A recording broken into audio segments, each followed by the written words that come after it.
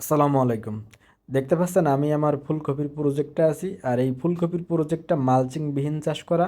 না আছে প্রাকৃতিক মালচিং দেওয়া, না আছে আপনার মালচিং পেপার যেটা আপনারা ব্যবহার করেন বা ম্যাক্সিমামই দেখা যাচ্ছে এখন আপনারা ফুলকপি বা অন্যান্য কপি হচ্ছে মালচিং দিয়ে চাষ করছেন। তাদের জন্য মূলত ভিডিওটা করা যে আপনারা মালচিং দিয়ে ফুলকপি চাষ করেন, আপনাদের ফুলকপির গ্রোথ বা কন্ডিশন কেমন। আর আমার মালচিং বিহীন কোনো টাকা খরচ নেই, কিছুই নেই। কারণ আপনারা প্রায় 33% জন্য 10,000 টাকার মালচিং পেপার কেনেন, যেটা আমার এক পয়সাও লাগে না, আমার কোনো খরচ নেই। দেখতে পাচ্ছেন এখানে তেমন কোনো আগাছাও নেই।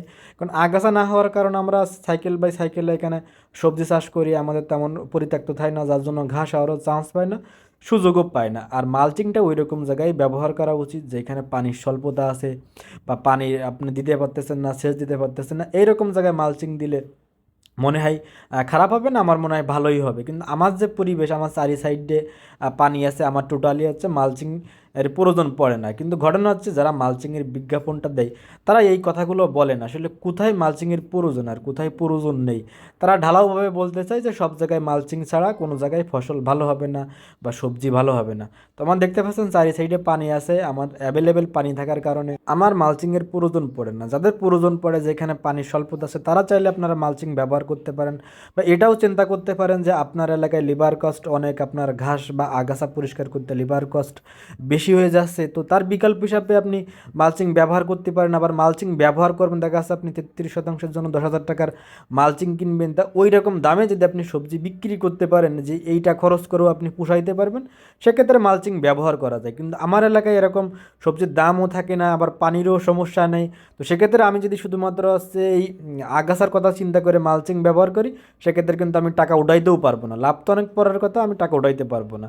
তো এরকম কিন্তু বাংলাদেশের ম্যাক্সিমাম এলাকা আছে এরকম সমস্যা, যেখানে পানি আছে, পানি থাকার পরেও আপনারা মালচিংটা ব্যবহার করছেন না বোঝার ক্ষেত্রে, বা লিভার কষ্ট কম আছে, সামান্য আগাছার জন্য আপনারা মালচিং ব্যবহার করছেন।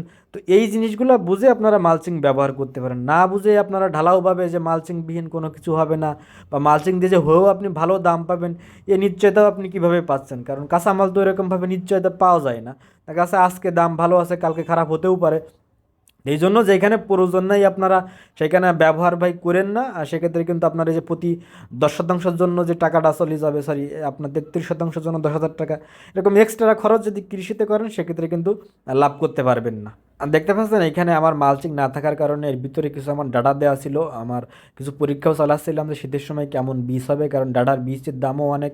প্রায় দেশি যে বীজগুলো আমরা বিক্রি করি প্রায় 1200 টাকা কেজি আমার এলাকায় এখন। তো এটা পরীক্ষামূলক টেস্ট করলাম, আমার ভালোই ফুল আসছিল গাছে। বীজ মোটামুটি পেতাম, বাট গাছের অত বেশি গ্রোথ ছিল না। আর এখন আমাদের এই কপিগুলো মাডানো লাগবে, আমাদের আঞ্চলিক ভাষায় যে গোড়ায় মাটিদারটা মাডানো বলি। তো এটা করার জন্য এখন গাছগুলো তুলে ফেলতে হচ্ছে।